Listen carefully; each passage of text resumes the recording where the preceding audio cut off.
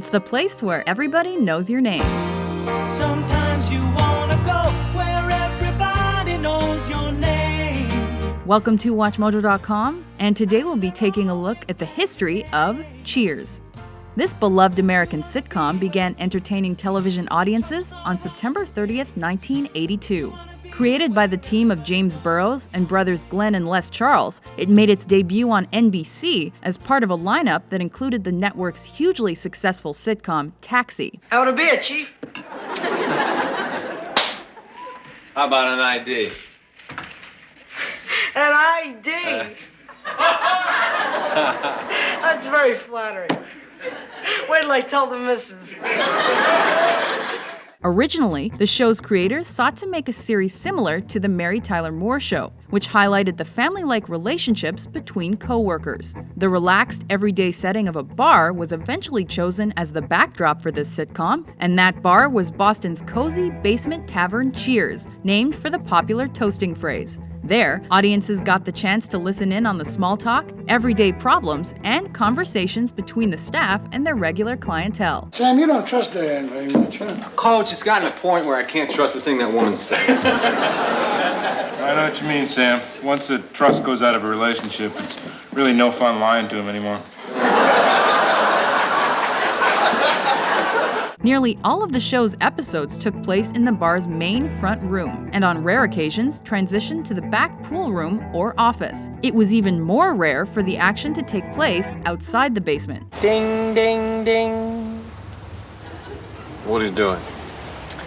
The captain is requesting that all passengers please fasten their safety belts. Cheers starred Ted Danson as the bar's owner Sam Malone, a former baseball player for the Boston Red Sox, as well as a womanizer and recovering alcoholic. Joining Sam was an eccentric cast of co-workers like the wisecracking and cynical waitress Carla, played by Rhea Perlman, aspiring grad student waitress and love interest to Sam, Diane Chambers, played by Shelley Long, and former baseball coach turned senile bartender Ernie Coach Pantuso, played by Nicholas Colasanto. Okay, you can ask me a yes or a no question. Okay. One question? Yes.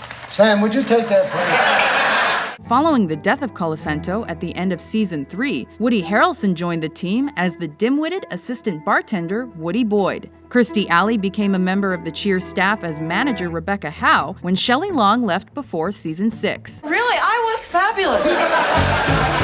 And of course, no bar would be complete without its regular patrons. In the case of Cheers, these included George Wendt's semi-unemployed accountant Norm Peterson and his best friend, John Ratzenberger's know-it-all mailman Cliff Clavin. It is not in man's nature to sit alone and be passive and docile.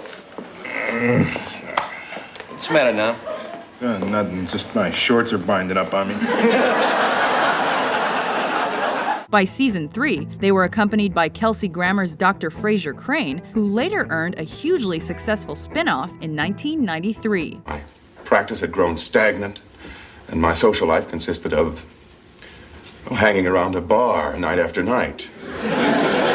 Aside from the main cast, Cheers regularly featured recurring guest characters and celebrity appearances. It was also famous for its running gags, which included Sam's antics with women, Norm's often discussed but never seen wife Vera, and the group's enthusiastic greeting of Mr. Peterson every time he entered the bar. Good afternoon, everybody. Hey! Norman? How you doing, Norm? Cut the small talk and give me a beer. Early episodes of the show were one-offs, but larger story arcs soon developed, and plot points spanned multiple episodes, which allowed the characters to grow and mature. But ironically, even though Cheers spent the majority of its run as a major network draw, in those early days it struggled to survive and was ranked so low in the ratings, cancellation seemed inevitable. Fortunately, good reviews, word of mouth, and an all-around mediocre network lineup meant the show was given a second chance. Congratulate me. Whoa, well, I think this calls for some champagne here. Well, thank you, sir.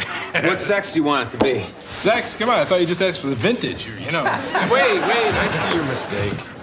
Vera's not with child. She just told me I didn't have to try to get her pregnant anymore. Let's celebrate! elaborate. Come on, Cardi. Its fortunes finally changed when The Cosby Show debuted on NBC in 1984 on Thursday nights. As part of that night's lineup, Cheers received a remarkable overnight ratings boost. Eventually, the show cracked the top 10 and finally hit number 1 during the 1990-91 season. Cheers rule! Oh, man, victory is so sweet. This is even better than the time we didn't lose so badly. You remember that? To top it all off, Cheers earned 111 Emmy nominations and 28 wins during its run, as well as 31 Golden Globe nominations and 6 wins. The series gained so much popularity, it became one of NBC's longest-running sitcoms ever. It lasted 11 seasons, during which time Ted Danson became the highest-paid TV actor of his day. Cheers' May 20th, 1993 finale was one of the most-watched show closers in history, when an estimated 80 million people tuned in to say goodbye. It then ran successfully in syndication for years. Sam is leaving us, okay? So, Sam, what are you going to do about the bar? Well, I thought I'd let Rebecca run it for a while, and afterwards I'll sell what's left for kindling. Oh, come on, you guys. Lighten up, man. That's a joke.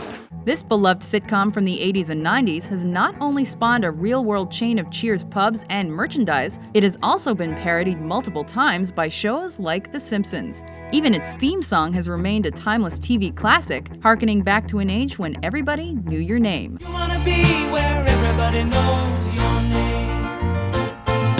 Are you a huge Cheers fan? What are your fondest memories from the show? For more television retrospectives, be sure to subscribe to WatchMojo.com.